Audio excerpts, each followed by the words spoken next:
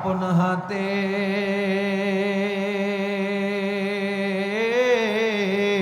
বান্দা মাওলা তুমি বানায়া, আপন হাতে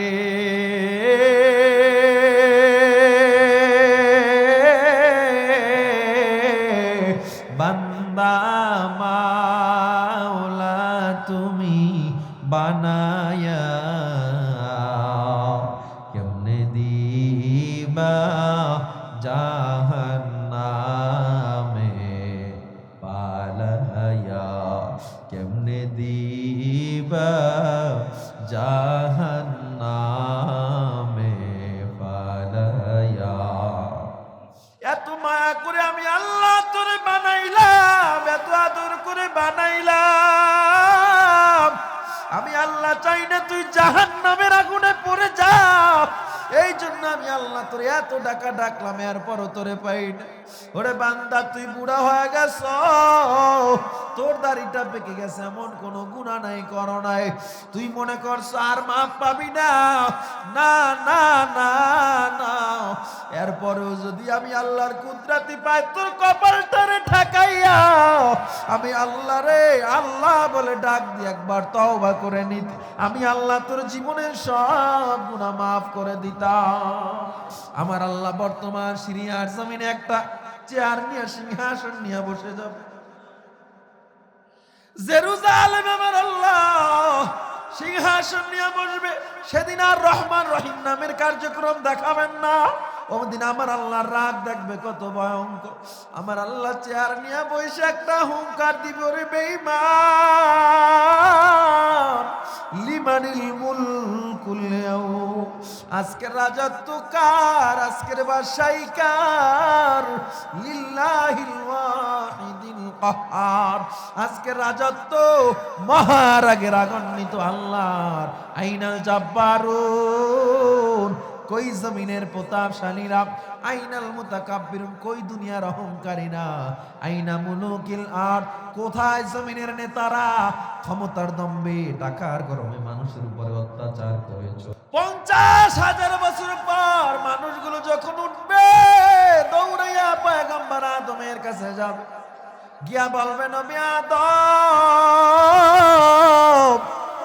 একটু বাঁচান, আর সহ্য করা যায় না, আর সহ্য করা যায় না, আমার আল্লাহর রাগ এত ভয়ঙ্কর, আল্লাহর সামনে কেউ দাঁড়াতে পারে না, আপনি একটু আমাদের বাঁচান, আপনি আদি পিতা। ওয়াকালা আদামু সফিহুল্লাহি নাফসি নাফসি, আদম নবী ডাক দিয়া বলবে আমার জান আমার প্রাণ নিয়ে আমি ব্যস্ত, আমি তোমাদের বাঁচাতে পারবো না, আল্লাহর সামনে আমি কেমনে দাঁড়াবো। ঈসা নবী, মুসা নবী, ইব্রাহিম নবী সবাই নাফসি নাফসি বলতে থাকবে। এদিক দিয়ে আল্লাহর সামনে ফেরেশতারাও যাইতে ভয় পায়।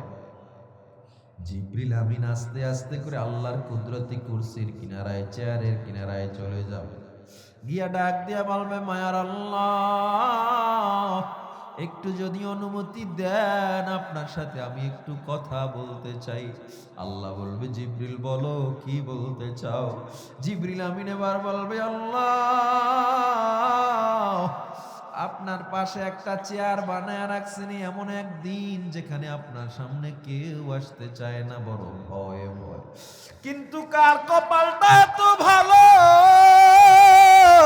কার কপালটা সৌভাগ্য এত বড়, আপনার চেয়ারের পাশে আইসা বলবে কে এমন ব্যক্তি একটু জানতে চাই। আমার আল্লাহ ডাক দিয়া কয় হাবিব, আমার হাবিব মুহাম্মদ আমার দোস্তের জন্য চেয়ারটা বানাইছে। জোরে কোন আল্লাহু আকবার। যাও যাও জিবরিল আমিন যাও, আমার হাবিবের কাছে যাও, আমার হাবিবকে নিয়ে আসো। জিবরিল আমিন গোটা দুনিয়ায় খুঁজে আমার নবীকে পায় না, কারণ ইসরাফিলের সিংহার ফুৎকারে জমিনটা সমান হয়ে গেছে। আল্লাহর কাছে এসে বলে আল্লাহ গোটা দুনিয়াটা সমান হয়ে গেছে, কোথাও নবীরে খুঁজে পাচ্ছি না। আমার আল্লাহ বলবে এই ম্যাপে ম্যাপে সীমানায় সীমানায় যাও, গিয়া দেখবা আমার হাবিবের রওজা থেকে একটা নূরের বাতি জ্বলতেছে। আল্লাহু আকবার, আল্লাহু আকবার। জিবরিল আমিন আল্লাহর দেখানো পথে যাওয়ার পর গিয়া দেখে আসলে আল্লাহ নবীর কবর থেকে একটা নূরের বাতি জ্বলে আল্লাহর আরশের সাথে মিলে রয়েছে। জিবরিল আমিন এবার তার দুই ডানা দিয়ে যখন আঘাত করবে কবরের দুই পাশে, কবরটা খুলে যাবে। জিবরিল আমিন ডাক দিয়া বলবে, কুম ইয়া হাবিবার রহমান, ও নবী দাঁড়ান, আল্লাহু ইয়াদউকা, আল্লাহ আপনারে ডাকছে, জলদি চলেন। কিন্তু জিবরিলের কোনো কথার জবাব আমার নবী দেয় না। জিবরিল আমিন এবার কবরের কিনারায় গিয়া দেখবে আপনার আমার নবী সিজদায় পড়ে গুনগুন করে কান্না করে, আর আমার নবী ডাক দিয়া বলে, রব্বি হাবলি উম্মতি, কান্না করে আর বলে, আল্লাহ আমার উম্মতকে বাঁচান, উম্মতকে ক্ষমা করে দেন। জিবরিল আমিন এবার নবীরে দাঁড় করাবে। নবীকে নিয়ে যখন রওনা দিবে, আল্লাহ নবীর চেয়ারের কিনারায় যখন নিয়ে আসবে, জিবরিল আমিন বলবে, নবী আমার, আল্লাহ আপনার জন্য চেয়ারটা বানাইছে বসে পড়ে, কিন্তু আমার নবী এমন মায়ের নবী, চেয়ারের উপরে হাতটা লাগাইয়া নবী আমার ডাক দিয়া বলবে, জিবরিল, আমি যদি চেয়ারে বসি আমার উম্মতের জন্য কে দৌড়াবে আর কে কান্না করবে? আমি বসবো না। কথাটা বইলা নবী সিজদায় পড়ে যাবে। সিজদায় পড়ে ডাক দিয়া বলবে, দয়ার আল্লাহ,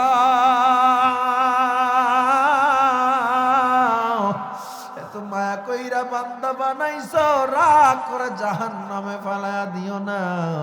তুমি তো বলেছো লাম ইয়ালিদ ওয়া লাম ইউলাদ, কাউকে জন্ম দাও নাই, কারো থেকে জন্ম নেও না। আল্লাহ, এত মায়া কইরা আদর কইরা বান্দা বানাইছো, রাগ কইরা জাহান্নামে ফেলায়া দিও না। আদর কো রিয়া মানুষ আল্লাহ বানায়া, কেমনে দিবা জাহান্নামে ফালায়া, আপন হাতে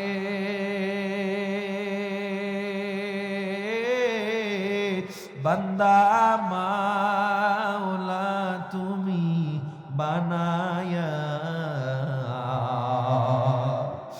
আপন হাতে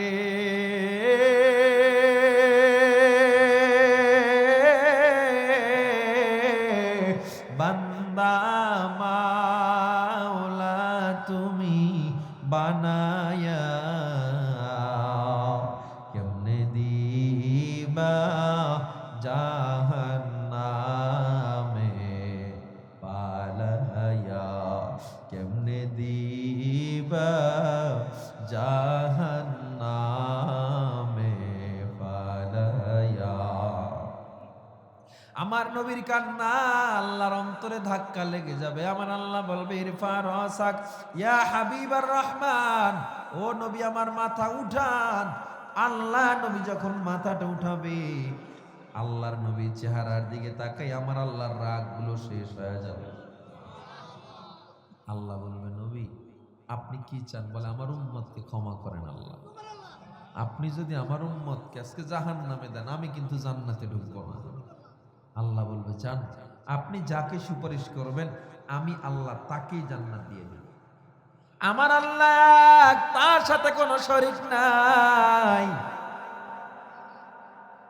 আমার আল্লাহ শুরু তো একা, নিরাকার, শিশু আমার আল্লাহ একা।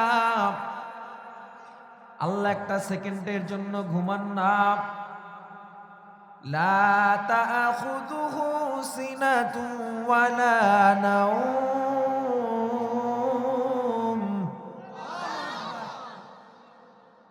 আল্লাহু লা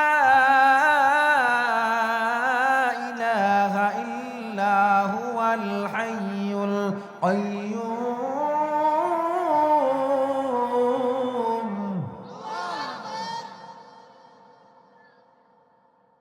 লা তাখুযুহু সিনাতু ওয়ালা নাওম।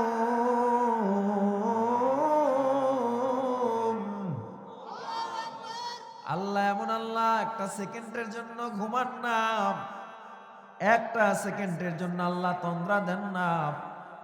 আল্লাহ যদি 1 সেকেন্ডের জন্য তন্দ্রা দেয়, পৃথিবীর পরিস্থিতির সমাপ্তি ঘটে যাবে। এই পৃথিবীর আর কোনো স্বাভাবিক গতি থাকবে না।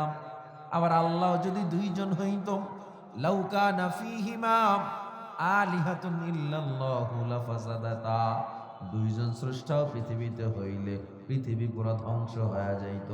এক স্রষ্টা বলতো না সকালবেলা সূর্য উঠান লাগবে না, আর এক স্রষ্টা বলতো হ্যাঁ আমি সূর্য উঠাবো, পৃথিবী চলতো নাকি?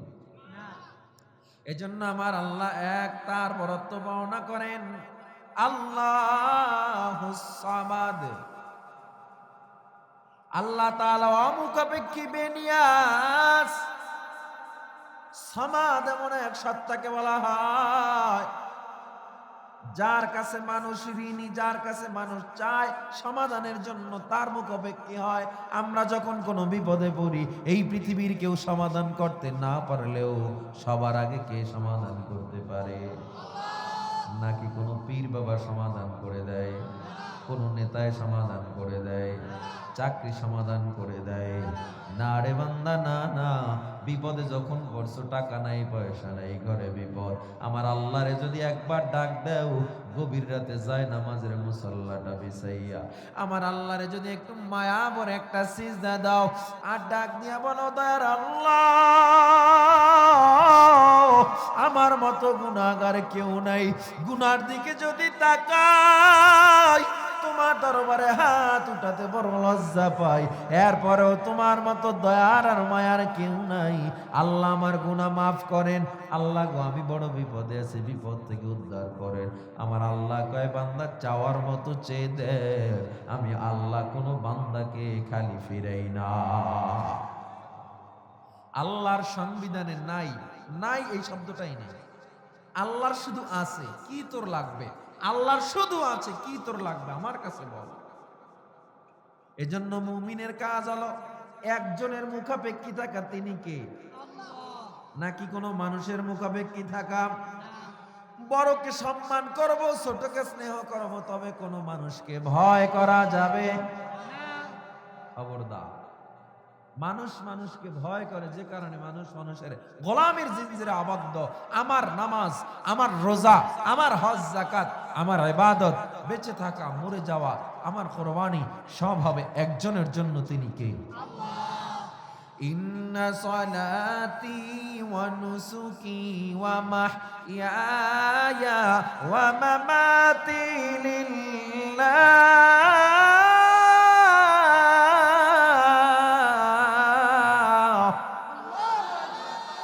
ومحياي ومماتي لله رب العالمين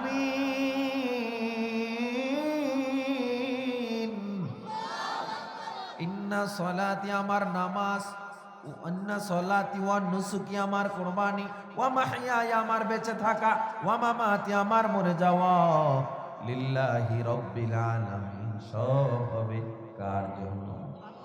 এই দুনিয়ায়, এই জীবনে কিছুই চাওয়ার নেই তো আর।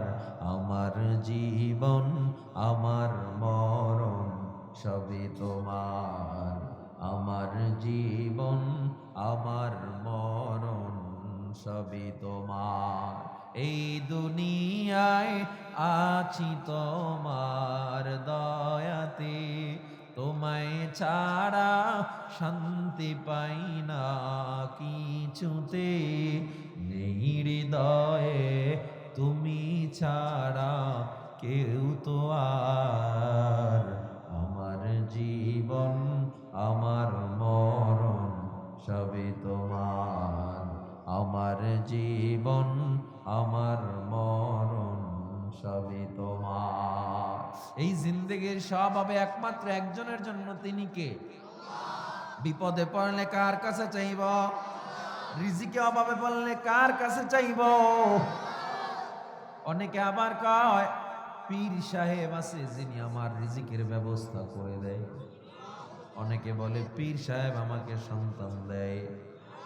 একজন পীর, আল্লাহওয়ালা পীর, যারা হক্কানি পীর, এরা আপনাকে পথ দেখায়া দিবে, কেমনে সঠিক পথে চলবা, জান্নাতের পথ কোনটা, জাহান্নামের পথ কোনটা, তারা কিছু নির্ধারিত সবক দিয়ে দিবেন, এভাবে চলো, শরীয়তের এই গণ্ডিতে যদি চলো তোমরা জাহান্নামে যাইবা না। এর বাইরে একজন পীরের আর কোনো ক্ষমতা নাই। যারা পীরকে মুনিব বানায় নেয় যে আমার বিপদ আপদে আমার পীর আমারে রক্ষা করে, আমার পীর আমারে সন্তান দেয়, আমার রিজিক দেয়, মনে করবেন তারা নিঃসন্দেহে শিরিকের গুনাহ করতেছে। ভণ্ড পীর চাঁদপুরে নাই?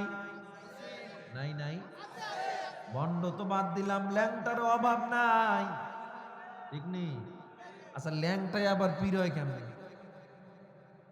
ল্যাংটাই আবার পীর হয় কেমন আমি এটা বুঝলাম না।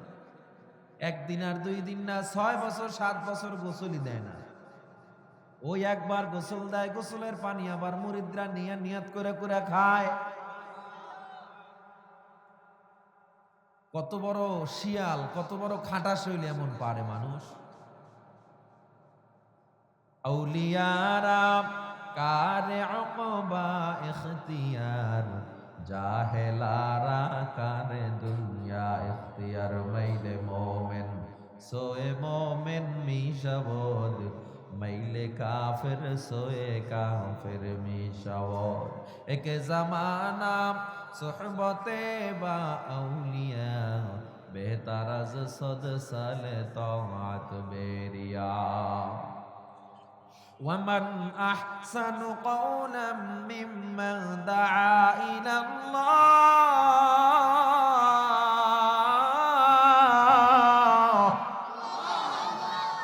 ممن دعا إلى الله وعمل صالحا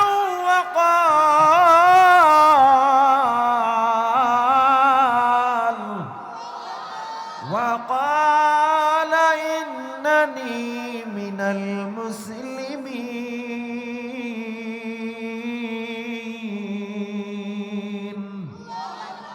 ওই ব্যক্তির থেকে ভালো আর কে আছে যিনি মানুষকে ডাকে আল্লাহর পথে? না নাম তুমি আমার মুরিদ হও, হক্কানি পীররা বলে না তুমি আমার মুরিদ হও, হক্কানি পীররা আল্লাহওয়ালারা বলে তুমি যদি নেক আমল করতে না পারো আমার থেকে দূরে চলে যাও। ঠিক কিনা জোরে বলেন? আল্লাহওয়ালা কারা? যাদের চেহারার দিকে তাকাইলে আল্লাহর কথা স্মরণ পড়ে যায়। আল্লাহওয়ালা কারা? যাদের কথা শুনলে অন্তরটা নরম হয়ে যায়। আল্লাহওয়ালা কারা? যাদের সোহবতে গেলে বেনামাজি নামাজি হয়ে যায়, যাদের সোহবতে গেলে বিপদওয়ালা পদ্মওয়ালা হয়ে যায়, যাদের সোহবতে গেলে ডাকাত আল্লাহওয়ালা হয়ে যায়। ঠিক নেই? আর আপনারা মুরব্বী বানায় রাখছেন এমন পীরকে যার পরনে লুঙ্গি নেই, আছে না নাই? তাইলে আমরা মুরব্বী মানবো এমন মুরব্বীকে যার মধ্যে অন্তত মুস্তাহাবের আমলটাও যেন খিলাফ না হয়। মুরব্বী লাগবে, লাগবে কি লাগবে না? অনেকে আবার কয় মুরব্বীর দরকার নাই, কোরআন হাদিস থাকতে আবার মুরব্বী কিসের? ফাসআলু আহলা যিকর ইন কুনতুম লা তা'লামুন। যদি কিছু না জানো, যারা আহলে জিকির আছে এদের থেকে জেনে নাও। আচ্ছা আমি আপনার মাঝে একটা হাদিস বলবো, কোরআন বলবো, আমার কি ওস্তাদ নাই? আমরা পড়ালেখা করে আসছি না? তার ওস্তাদ নাই? আপনি কেমনে নামাজ পড়বেন, কেমনে কি করবেন, জাকাত কি পরিমাণ মাল দেওয়া লাগবে, কতটুকু নেশাব পরিমাণ হলে আপনার উপরে জাকাত ফরজ, আপনার উপরে কোরবানি ওয়াজিব, তালাক দিলেন বউরে, তালাকটা তালাকে মুগাল্লা জানা বায়না নাকি জয়ী, এই সব আহকাম জানার জন্য একজন মুরব্বীর প্রয়োজন আছে না নাই? জোরে বলেন। এখন এই মুরব্বী হতে পারে একজন হক্কানি পীর, হতে পারে মাদ্রাসার ওস্তাদ, এমনকি হতে পারে আপনার বাবাও, সমস্যা নাই। কোরআনকে নিজের জীবনের সঙ্গী বানায় নেন, ইসলামটাকে নিজের পোশাকের মতো বানায় নেন, দেখবেন জীবনটাও সুন্দর, আখিরাতও সুন্দর। সন্তান কই পরে কয় তোর পুরচন্ডী আলী দাখিল মাদ্রাসায় পরে কয় শেষ। কে? সন্তান কই পরে কয় অমুক হাফিজি মাদ্রাসায় পরে কয় শেষ, কই পরে কয় অমুক কওমি মাদ্রাসায় পরে কয় শেষ। কি লিগা? মাদ্রাসায় পড়ে কিছু হইতে পারে না। আচ্ছা মাদ্রাসায় পড়ে কিছু হতে পারে না যারা বলে, আমি মনে করি ওদের মতো বোকা এবং জ্ঞানহীন লোক আর কেউ হতে পারে না। কেন বললাম কেন? তাওরাত, জবুর, ইনজিল, কোরআন, ঋগ্বেদ, গীতা, বাইবেল, রামায়ণ যা বলেন না কেন, শ্রেষ্ঠ কোনটা? Quran is the best book in the world. পৃথিবীর শ্রেষ্ঠ গ্রন্থ হলো কোরআন। এটা আমাদের কথা না, আমরা তো মানেই, বেঈমানরাও মেনে নিয়েছে। ১,৫০০ বছর পর্যন্ত, আজও পর্যন্ত কোরআনের একটা হরফের ভুল কেউ বের করতে পারে নাই। ঋগ্বেদ, গীতা, রামায়ণ এগুলো রিসার্চ করে মুসলমানরা বিধর্মী হয় না, কোরআন রিসার্চ করে বিধর্মীরা কোটি কোটি মুসলমান হয়ে গেছে। ঠিক কিনা জোরে বলেন? হাজার হাজার ইতিহাস। এরপর আমরা কিছু বুঝি না। এই কোরআনে কি এমন জ্ঞান নাই? কসমোলজি, অ্যাস্ট্রোলজি বিদ্যা, বায়োলজি, জিওলজি, ফিজিক্স, পদার্থ বিজ্ঞান, মহাকাশ বিজ্ঞান, গ্রহবিদ্যা, স্পেস স্টেশন, এগুলো পর্যন্ত কোরআনে আল্লাহ তাআলা ইঙ্গিত দিয়ে রাখছেন। প্রযুক্তি, টেকনোলজি এমন কিছু নাই কোরআনে ইঙ্গিত নাই। আপনার নেপচুন গ্রহ বলেন, মঙ্গল গ্রহ বলেন, জুপিটার বলেন, Proxima Centauri, Alpha Centauri, Andromeda, যত গ্রহ আর যত নক্ষত্র, ব্ল্যাক হোল, পৃথিবী সৃষ্টি তত্ত্ব, বিগ ব্যাং থিওরি এবং ফিঙ্গারপ্রিন্ট তত্ত্ব, আঙুলের ছাপের ব্যাপার, পিঁপড়া বিদ্যা, রাষ্ট্রনীতি, অর্থনীতি, রাজনৈতিক শিক্ষা, পারিবারিক শিক্ষা, এমন কোনো জ্ঞান নাই যা আল্লাহ কোরআনে দেন নাই। এগুলো আমরা পড়ি, তাহলে আমরা কিছু বুঝি না মনে করছেন? হ্যাঁ, আমরা কিছু বুঝি না। যেই গাছে ফল বেশি এটা ঝুঁকে থাকে বেশি, যেই কলসি খালি ওইটা বাজে বেশি। তো হুজুররা কথা কই না কেন জানেন? কথা কমুক আর লাগে, টকশোতে বইয়া যেটিতে কথা কয়, একটার মাথায় তো চুল নেই। হ্যাঁ, এরা মনে করে বুদ্ধিজীবী, এটি হলো বুদ্ধি প্রতিবন্ধী। কি এটি? বুদ্ধি প্রতিবন্ধী। যারা কোরআনকে বুঝে না, যারা সুন্নাহকে বুঝে না, এরা হলো বুদ্ধি প্রতিবন্ধী। হাজার হাজার মানুষ, হাজার কোটি কোটি মানুষ কোরআনকে ভালোবাসতেছে, মেনে নিচ্ছে, আর হেরা টকশোতে বইবে খালি চুল কয়। এখন কামই হুজুরগুলোই, আর কোনো কাম নাই। হুজুররা দেশ খাইয়ে লাইছে বলে, হুজুরা দেশ খাইছে।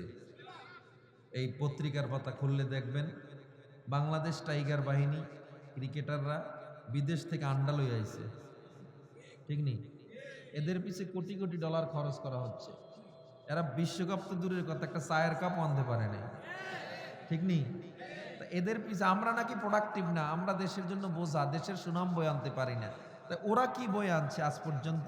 অথচ আমরা মাদ্রাসার ছাত্ররা প্রতি বছর একটা দুইটা রাষ্ট্র কেনা, 10-12টা রাষ্ট্র কেনা, শত শত রাষ্ট্রকে পিছনে ফেলে কোরআন প্রতিযোগিতায় চ্যাম্পিয়ন হয়ে দেশে ফিরি। ঠিক কিনা জোরে বলেন? তো কিছু বললে আমরা বলতে পারি, আমরা তো বলি না, আমাদেরকে বলায় তারা। এজন্য বলি, আপনি Europe, America, London, Kenya, Canada চলবেন, আপনার গালে দাড়ি, মাথায় টুপি, গায়ে লম্বা জামা, একজন খ্রিস্টান দেখেও বলবে দিস ইজ মুসলিম, এটা মুসলমান, কোনো সন্দেহ। তার মানে আপনি যদি দাড়ি না থাকে, টুপি না থাকে, সুন্নতি পোশাক না থাকে, সে কি বুঝবে আপনি মুসলমান কিনা? তো ওরাও মনে করে মুসলমান তারা, যার মধ্যে নবীর ইউনিফর্ম, নবীর সুন্নাত গুলো দেখা যায়, এরাই তো মুসলমান। তা আমরা যারা মানি, আমরা প্রকৃত মুসলমান। আর এডিতে মানে না, মানে না তো মানে না, আমরা মানি, আমাদেরকে নিয়ে আবার তিরস্কার করে। তাইলে ওরা কি মূর্খ নাকি জ্ঞানী? এই জন্যই বলছি, এদের মতো বোকা কেউ নাই। টকশোতে বসে বসে নারীর অধিকারের স্লোগান দেয়, ঘরে যাই দেন হ্যাঁ ফুফির সম্পদ মাইরে খাইতেছে।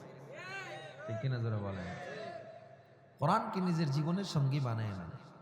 এই কোরআন এমন গ্রন্থ, পৃথিবীর কোন গ্রন্থে লেখা নাই যে সন্দেহ নাই, কোনো চ্যালেঞ্জ নাই। কোরআন প্রথম কথাই বলে দিয়েছে লা রাইবা ফিহি। আল্লাহুস সামাদ, আল্লাহ বেনিয়াজ, আল্লাহ অমুখাপেক্ষী। লাম ইয়ালিদ ওয়া লাম ইউলাদ, লাম ইয়ালিদ তিনি কাউকে জন্ম দেন নাই, ওয়া লাম ইউলাদ কারো থেকে জন্ম নেন নাই। এই আয়াতটা নাজিল হয়েছে। আল্লাহকে সন্তানের বাবা বলেছিল বেঈমানরা। ঈসা রুহুল্লাহকে, আল্লাহ তাআলার নাকি সন্তান ঈসা নবী। মারিয়াম আলাইহিস সালাম বিয়া ছাড়া কেন সন্তান হইল প্রশ্ন করেছিল। যে আল্লাহ, এতগুলো মানুষ, কোন অস্তিত্ব ছিল আমাদের? আমরা অস্তিত্ব থেকে, অনস্তিত্ব থেকে আদমকে যে আল্লাহ বানাইলেন, আদমকে আল্লাহ বানাইছেন না? আদমের বাবাকে, আদমকে যে আল্লাহ বানাইতে পারলেন, ঈসা নবীকে বানাতে পারবেন না? সে আল্লাহ। আল্লাহ সবাইকে সহিহ বুঝ দান করেন। লাম ইয়ালিদ ওয়া লাম ইউলাদ, লা জিদ্দা ওয়ালা নিদ্দা ওয়ালা হাদ্দা লিমাওলা, লা জিদ্দা ওয়ালা নিদ্দা ওয়ালা হাদ্দা লিমাওলা আল আনা কামা কানা ওয়া লাম ইয়ালকা জাওয়ালা আল আনা কামা কানা ওয়া লাম ইয়ালকা জাওয়ালা। আল্লাহর কোনো সন্তান নাই, আল্লাহর কোনো মা নাই, বাবা নাই। আমার আল্লাহ কাউকে জন্ম দেয় নাই, কারো থেকে জন্ম নেন নাই। আমার আল্লাহ এমন এক আল্লাহ, মায়া কইরা আদর কইরা একটা জিনিস বানাইছে, তা হলো বান্দা। আমার আল্লাহ বলে, এ বান্দা আমি আল্লাহ তোর জন্য সব বানায়া দিলাম। আমার নাই সন্তান, আমার ছেলে মেয়ে নাই, সব মায়া আমি আল্লাহ তোর জন্য বানায়া রাখলাম। আমাকে একটু জবাব দেন চাঁদপুরের মুসলমান, এই সূর্যটার আল্লাহর কোনো প্রয়োজন ছিল নাকি? চন্দ্রটার আল্লাহর কোনো প্রয়োজন ছিল নাকি? না না, পৃথিবীটা কিছুই না। সূর্যের তুলনায় পৃথিবীটা কত বড়, পৃথিবীটা কত ছোট। এইরকম 13 লক্ষ পৃথিবী সূর্যের পেটের মধ্যে ঢুকে যাবে। তার মানে আমরা বুঝলাম সূর্যের চেয়ে বড় কিছু নাই। আল্লাহ কয় না না, আসমানে একটা তারকা আছে, ব্যাটেল জুস নামে একটা তারকা, যেই তারকার পেটে একটা আর দুইটা না 33 কোটি সূর্য ঢুকে যাবে। ব্যাটেল জিউস তারকা এত বড়, আপনার মনে হইতে পারে ব্যাটেল জিউস তারকার চেয়ে বড় কিছু নাই। আসমানে আল্লাহ গ্যালাক্সি বানাইছেন, ওই গ্যালাক্সি গুলো এত বড় বলে এরকম হাজার কোটি কোটি তারকা গ্যালাক্সির পেটের মধ্যে শুধু ঢুইকা থাকে। এক একটা গ্যালাক্সি, আমরা মিল্কি ওয়ে গ্যালাক্সিতে পৃথিবীতে আছে। এই গ্যালাক্সির ব্যাপারে আল্লাহ কোরআনে বলেছেন, ওয়াসসামাই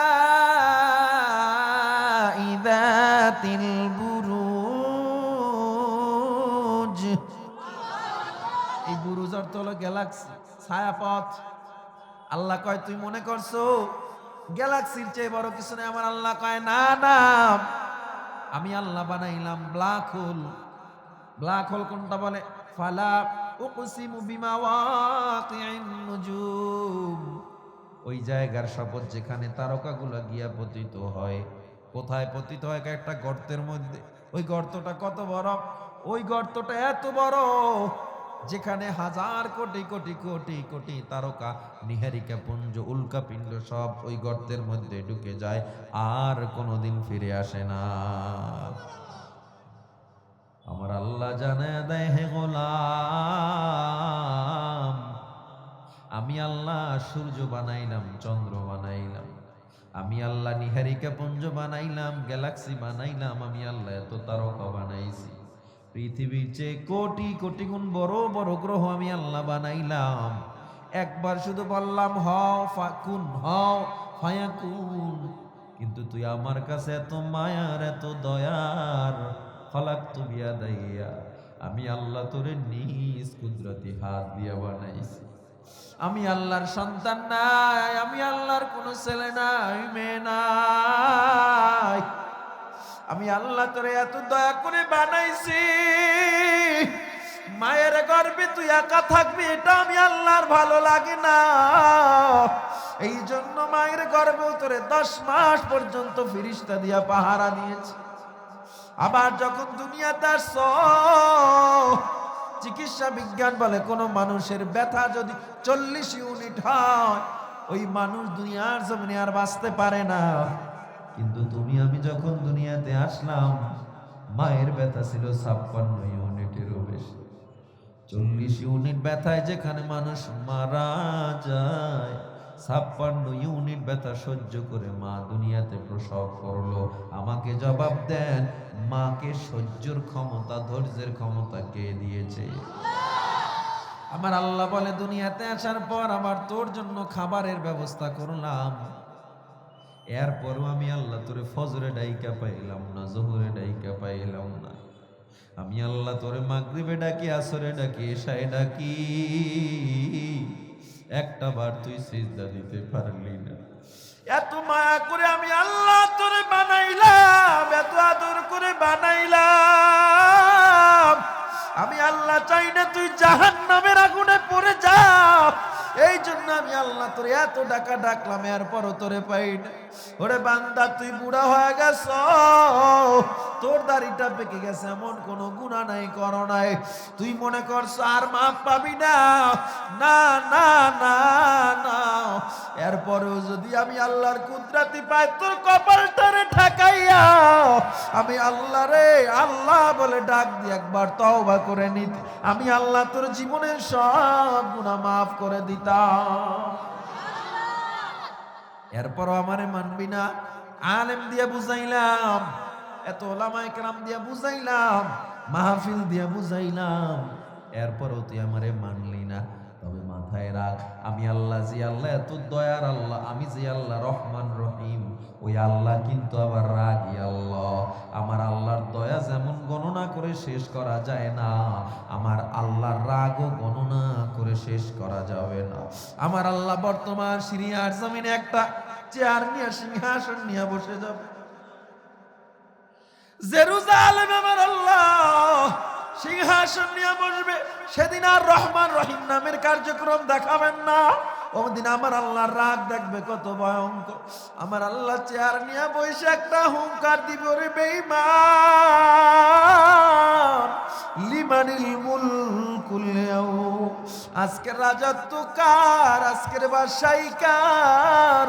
লিল্লাহিল ওয়াহিদিল কাহ্হার, আজকের রাজত্ব মহারাগে রাগান্বিত আল্লাহর।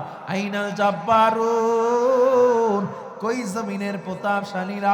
আইনাল মুতাকাব্বিরুন, কই দুনিয়ার অহংকারীরা? আইনা মুলুকিল আরদ, কোথায় জমিনের নেতারা?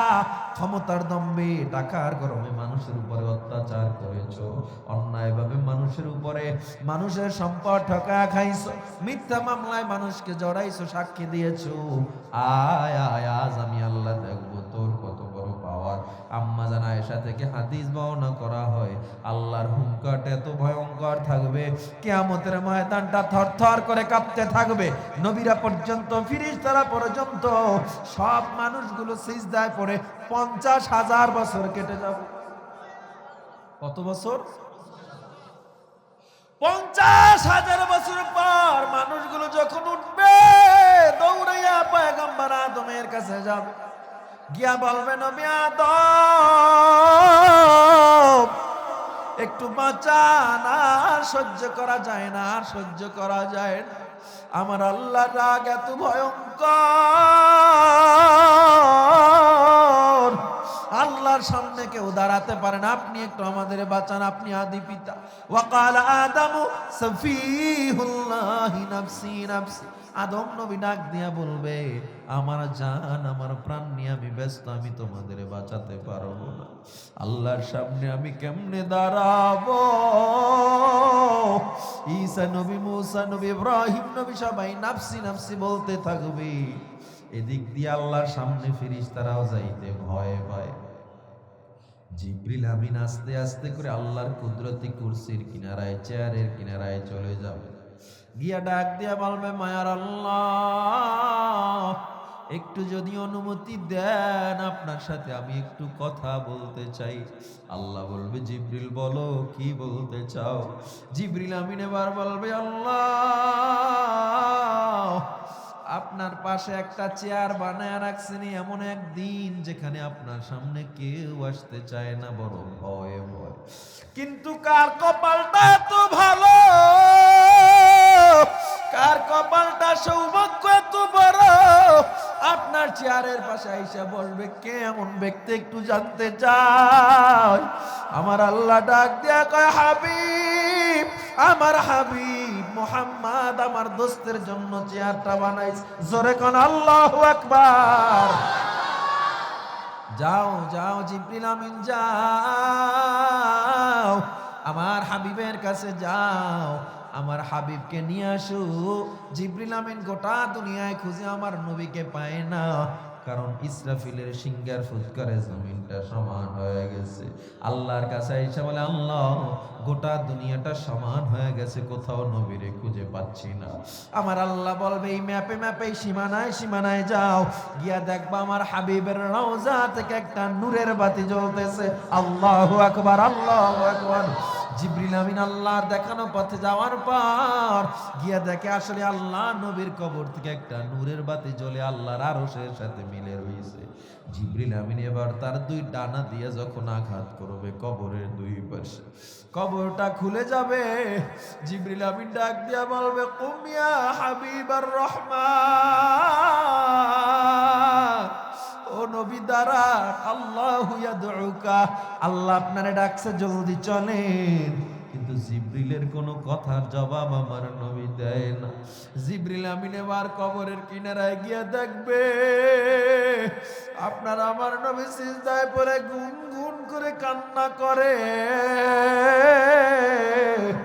আর আমার নবী ডাক দিয়া বলে, রব্বি হাবলি উম্মতি, কান্না করে আর বলে, আল্লাহ আমার উম্মতকে বাঁচান, উম্মতকে ক্ষমা করে দেন। জিবরিল আমিন এবার নবীরে দাঁড় করাবে। নবীকে নিয়ে যখন রওনা দিবে, আল্লাহ নবীর চেয়ারের কিনারায় যখন নিয়ে আসবে, জিবরিল আমিন বলবে, নবী আমার, আল্লাহ আপনার জন্য চেয়ারটা বানাইছে বসে পড়ে, কিন্তু আমার নবী এমন মায়ের নবী, চেয়ারের উপরে হাতটা লাগাইয়া নবী আমার ডাক দিয়া বলবে, জিবরিল, আমি যদি চেয়ারে বসি আমার উম্মতের জন্য কে দৌড়াবে আর কে কান্না করবে? আমি বসবো না। কথাটা বইলা নবী সিজদায় পড়ে যাবে। সিজদায় পড়ে ডাক দিয়া বলবে, দয়ার আল্লাহ,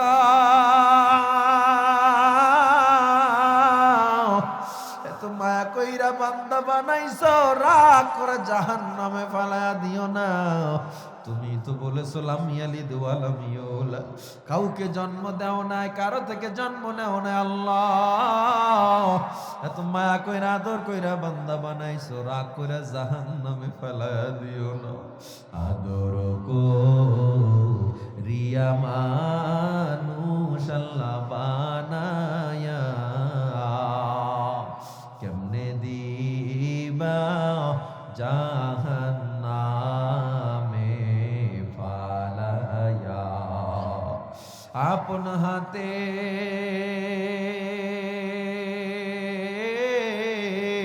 বান্দা মাওলা তুমি বানায়া, আপন হাতে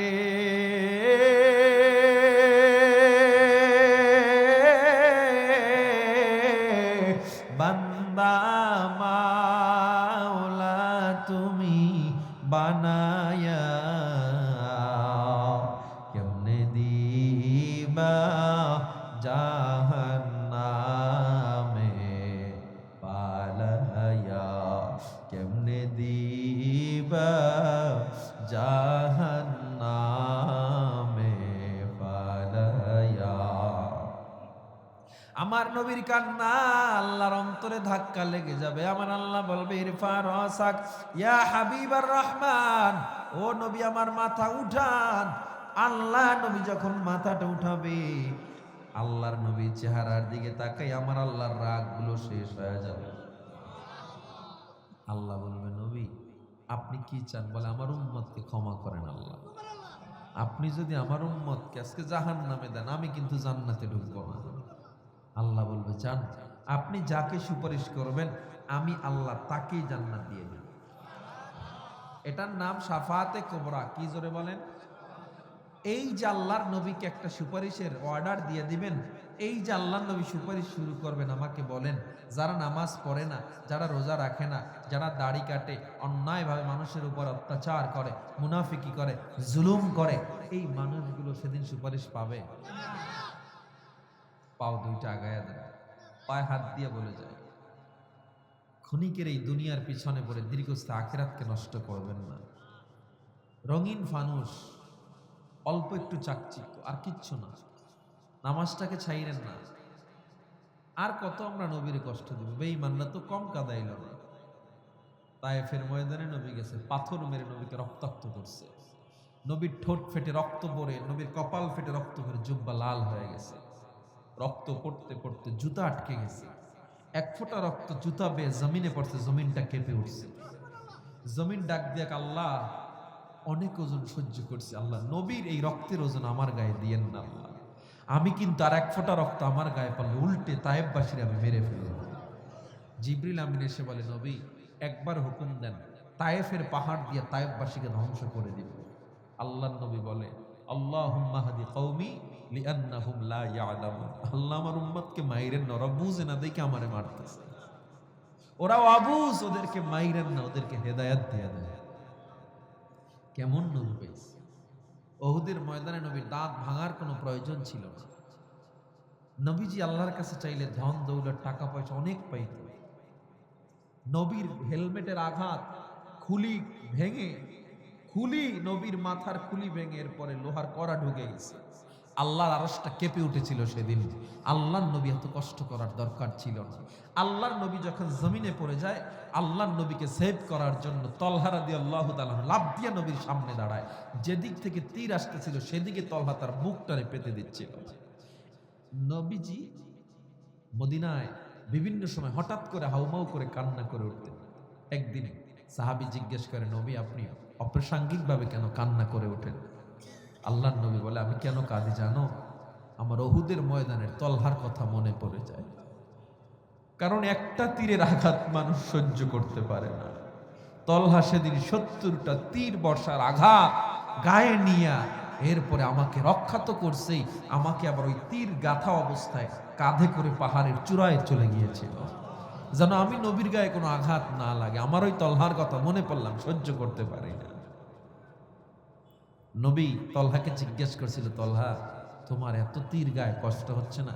তলহা কয়, নবী আপনার রক্তের চেয়ে আমি তলহার রক্তের তো দাম এত বেশি না, আর আমার গায়ে তীর ঢুকছে এই ব্যথার চেয়ে আমার আর একটা বড় ব্যথা আছে। কি ব্যথা? কয় লিআন্না লি নাফসান ওয়াহিদা, আল্লাহ আমার একটা জীবন দিছে, এটা আমার খারাপ লাগতেছে। আজকে আমার যদি 100 জীবন থাকতো আপনাকে আমি সেভ করতাম, কোরবানি করে দিতাম আপনার জন্য।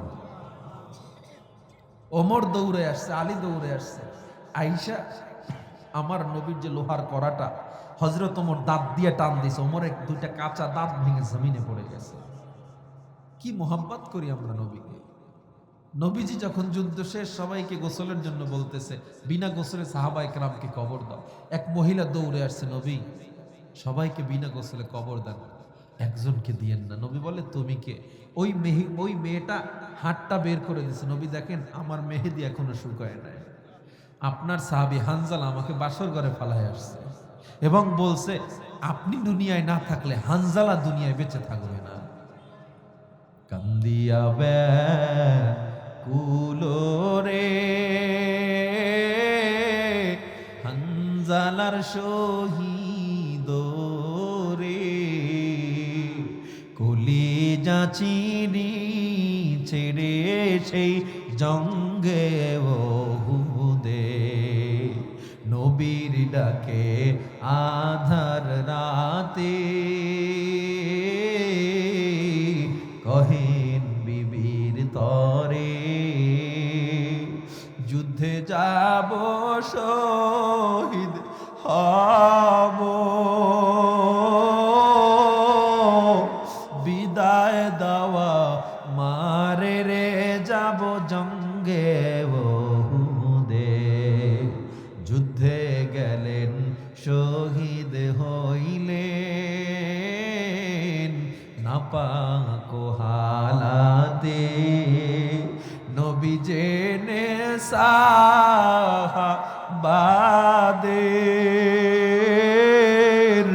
বলেন গোসল দিতে রে সেই জঙ্গে ওহুদে।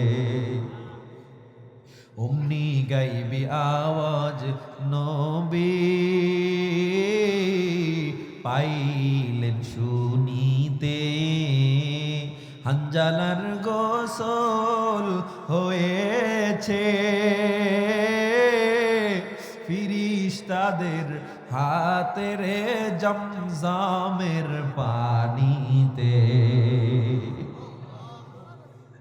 ও মুসলমান ইমানদার, আর আমার নবীরে কাঁদাইও না। নবীর মায়া যদি অন্তরে থাকে আর গুনাহ কইরো না, নবীরে আর কাঁদাইও না। বেঈমানরা তো কম কাঁদান, আমার নবীরে কাঁদায় নাই।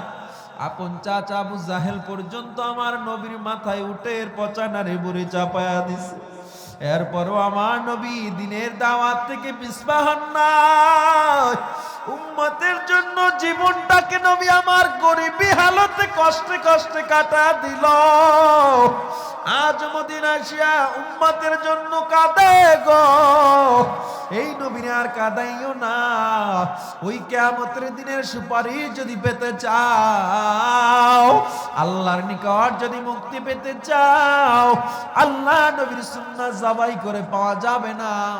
ওরে বান্দা, শুধুমাত্র ব্যক্তিগত জীবনে না, আমার রাষ্ট্রীয় জীবনে সব জায়গায়, প্রত্যেকটা জায়গায় সুন্নাহ জিন্দা করতে হবে। নবীরে মোহাব্বত করলাম কিন্তু আমি দাঁড়িয়ে রাখলাম, কিন্তু নবীর বিরুদ্ধে কেউ কথা বলল, আপনি আমি চুপ রইলাম, এর নাম নবীরে ভালোবাসা না? ঠিক কিনা যারা বলেন? মোহাব্বত অন্তরে যেমন থাকবে, মোহাব্বত ওইভাবে থাকা লাগবে। মা বাবারে কেউ গালি দিলে যেমন গায়ে লেগে যায়, মা বাবার চেয়ে আমার নবীর দাম 1000 গুণে বেশি, দুনিয়ার নেতার চেয়ে আমার নবীর দাম 1000 গুণে বেশি। সুতরাং মা বাবারে গালি দিলে যদি গায়ে লাগে, নবীরে গালি দিলে গায়ে কেন তোমার লাগবে না? কে কে রাজি আছো আর গুনাহ করবো না, নামাজ ছাড়বো না, আর দাড়ি কাটবো না, অন্যায় করবো না? আল্লাহকে হাত দুইটা একটু দেখা দাও। নারায়ে তাকবীর। খোদার আল্লাহ তাকা দেখো, আমরা গুনাহগার, ওয়াদা করতেছি আর গুনাহ করব না, নামাজ ছাড়ব না, অন্যায় করব না। আল্লাহ গো, তোর চণ্ডীপুরের এই মাহফিলকে আপনি কবুল করে নেন আল্লাহ। আয় আল্লাহ, মরণ পর্যন্ত ঈমানের সাথে থাকার তৌফিক দান করেন, আমিন। আমরা যেমন ব্যক্তিগত জীবনে নবীর সুন্নাহ জিন্দা করব, বান্দা নবীর বিরুদ্ধে কেউ কথা বললে, আল্লাহর বিরুদ্ধে কথা বললেও কিন্তু ময়দানে থাকা লাগবে। শুধুমাত্র মুসায়া দাওয়াত দিবেন, এটাও যেমন ইসলাম। ইসলাম এই পর্যন্ত আসছে নবীর রক্তের বিনিময়ে, সাহাবায়ে কেরামের রক্তের বিনিময়। ইসলাম এই পর্যন্ত আসছে উহুদের রক্তের বিনিময়।